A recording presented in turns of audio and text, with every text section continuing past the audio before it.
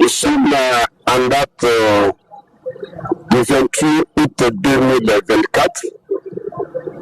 Nous avons été consultés par notre cliente, le lieutenant-colonel Viviane Massika, pour le dossier qui le pose au niveau de l'éditorat général, au général de brigade Msassa, qui est le numéro 2 du renseignement militaire, ex-Beniat.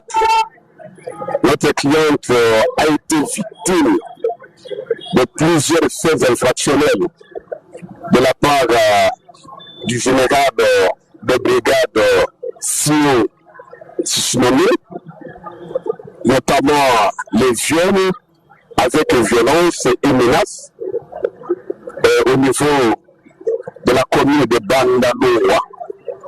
Alors, parce qu'elle avait été victime et cherchant une justice au regard de ces atrocités inqualifiables et innommées, elle a saisi l'officier de l'éditorat général par sa lettre de plainte, dont impiliation a été faite à plusieurs autorités politico-judiciaires.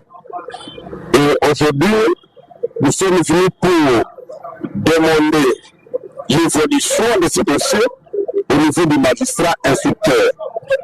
Le magistrat instructeur nous a reçus et nous a rassuré que l'instruction est en train de faire une bonne route. Il a ouvert cette phase préparatoire au procès pénal qui lui permettra à la fin de prendre une décision de responsabilité en vertu du principe de l'opportunité de poursuite.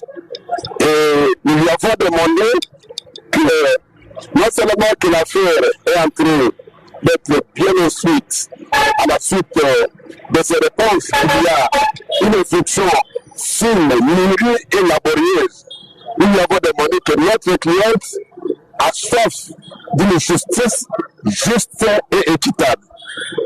Et de ce qu'elle est présente, il exprime quelques craintes pour la simple raison qu'elle se considère David opposé à un Goliath qui est le général de brigade Sissi-Rappelé. C'est dans ces conditions que nous lui avons demandé d'avoir un courage et faire le travail conformément aux lois de la République. Parce que la justice, c'est le repart lorsque les gens se trouvent être brisés à la suite des infractions. On doit venir vers le pouvoir judiciaire qui est le garant de liberté publique et de droits fondamentaux. Et dans cette optique, nous avons salué le travail jusque-là abattu par l'éditorat général à travers du magistrat instructeur. Mais que cela ne puisse pas finir.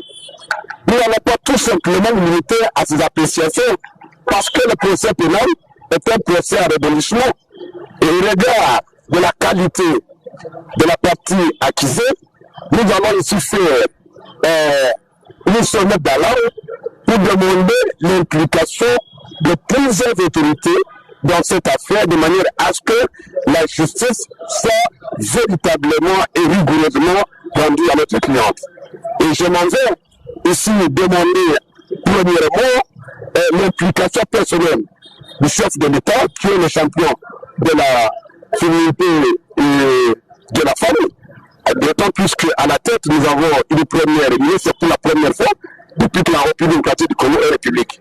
Nous allons demander également l'implication de l'actuel ministre de la Justice parce que grâce à lui, nous avons compris qu'à un certain moment, cette justice peut aujourd'hui être le reflet de ce qui aurait pu dans la Constitution lorsqu'on dit la République démocratique du Congo est un état de droit.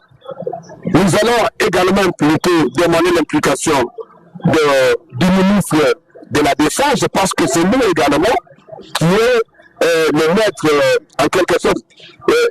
C'est lui également que les magistrats de ministère public et militaire travaillent sur sa subordination. Nous demandons ensuite l'implication de la première dame. Parce qu'elle ne se laisse jamais indifférente lorsque les femmes sont violentées, lorsqu'il y a des atrocités de ce genre, elle intervient toujours pour que la justice soit rendue aux femmes. Et enfin, nous allons encourager M. l'éditeur général de prendre encore une seule décision de responsabilité dans cette affaire où notre cliente se trouve être martyrisée de ce qu'elle craignait de sa sécurité, au point que la fois dernière, elle a été l'objet de pourchassement de personnes non identifiées. Voilà en quelque sorte notre présence au niveau de l'Union.